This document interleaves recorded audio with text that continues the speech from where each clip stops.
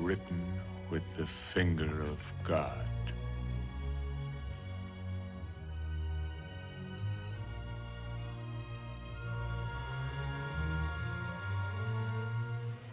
Go, get thee down, for my people have corrupted themselves.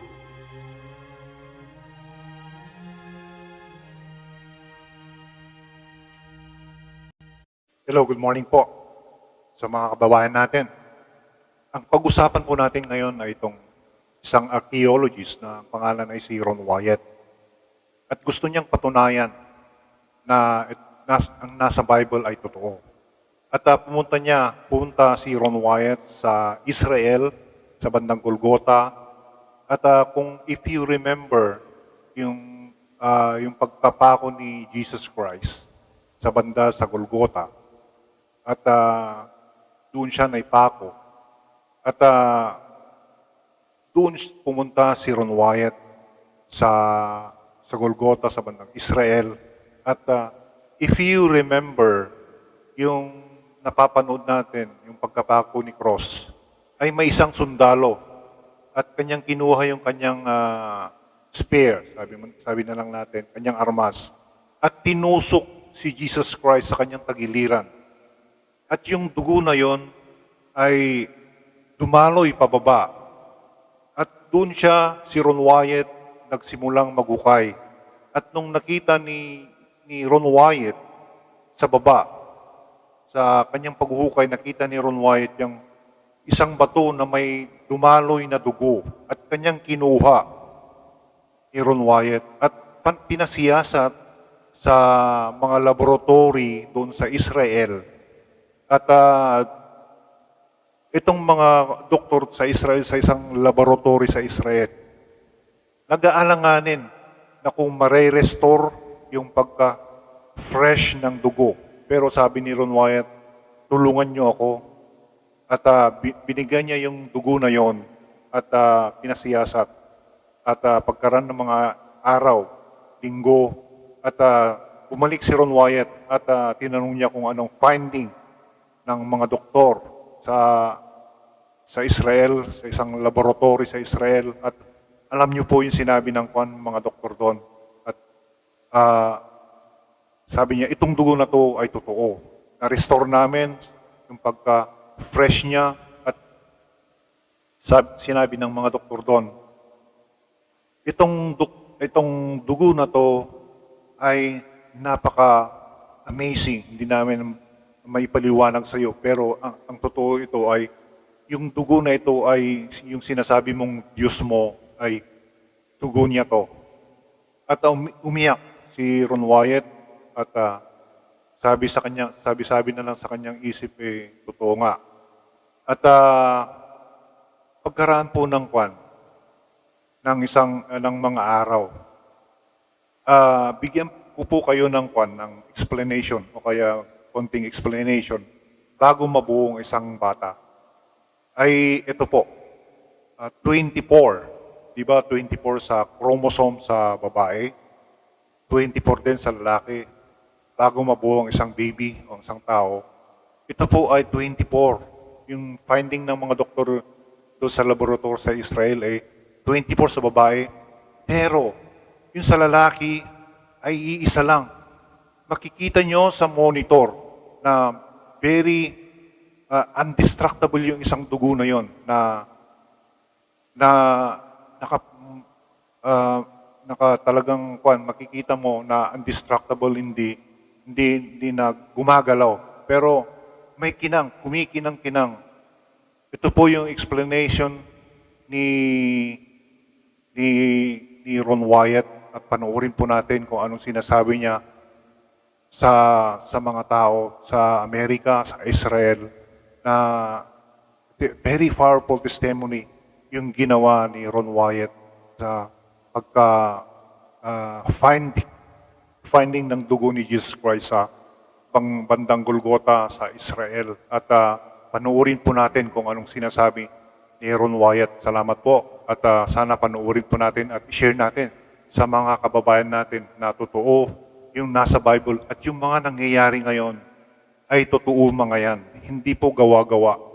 Yung mga nangyayari ngayon dito sa lupa ay totoo at wag natin pong baliwalain yung mga nangyayari ngayon. So, ang suggest ko lang po, itong video na to ay sana i-share sa mga kababayan natin na hindi po basta-basta ang Bible po ay totoo at panoorin po natin yung sinasabi ni Ron Wyatt na isang archaeologist sa Amerika. Salamat po. Good evening, Ron. Thank Hi. you very much for all three for seminars. Wonderful, thank you. My question is that you said that you had the blood of our Lord examined by the Israelis. That's correct. What was their determination of that? And Okay. Now, we won't be able to take second questions. I'm sorry if you're on your second one, please just step out. I love you, but we're running out of time. Real quickly, okay. Dried blood is dead blood.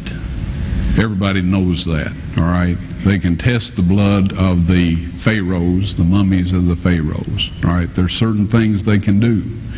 They cannot get a chromosome count by any method I'm familiar with, all right? Things keep changing.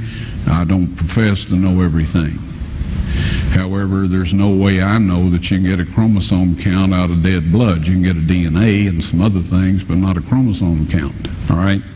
That's done by living white blood cells.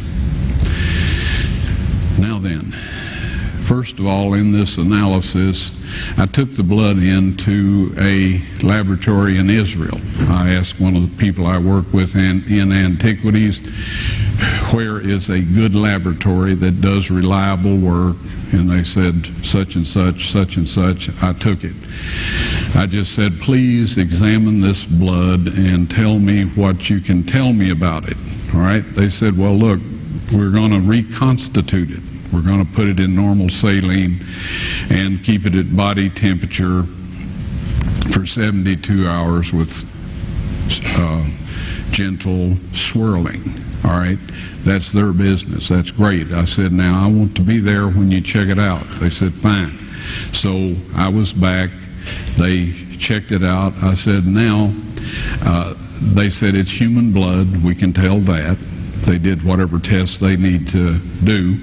And then I said, take some of the white blood cells and put them in a growth medium and keep them at body temperature for 48 hours. And they said, well, that'll do no good because it's dead blood.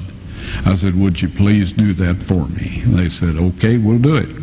So anyway, I said, I want to be there when you take it out and examine it. So I was back there. They took it out, examined it under a microscope, and the one technician called the other one over there, and then they called the boss over there, and they were talking Hebrew a mile a minute there for a little bit, and they looked at me and they said, Mr. Wyatt, this human blood only has 24 chromosomes in it. Everybody else has 46. You see, 23 from your mother, 23 from your father, 22 autosomes from your mother, 22 autosomes from your father. You get an X from your mother, you may get an X or a Y from your father, all right? This blood had 23 chromosomes from the mother's side, one Y chromosome only. You see, the child could not have developed if they hadn't had the autosomes from the mother.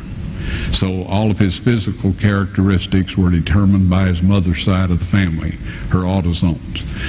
His maleness was determined by this one Y that came from a source, not a human male. Then they said, this blood is alive.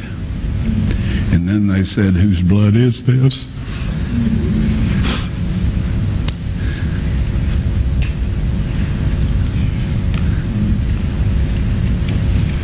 I said, it's the blood of your Messiah.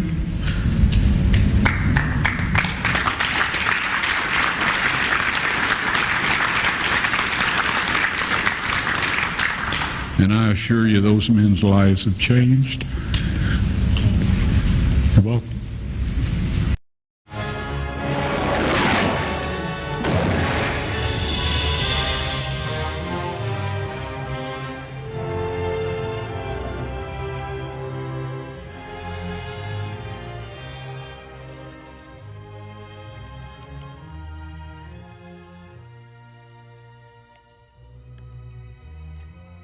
written with the finger of God.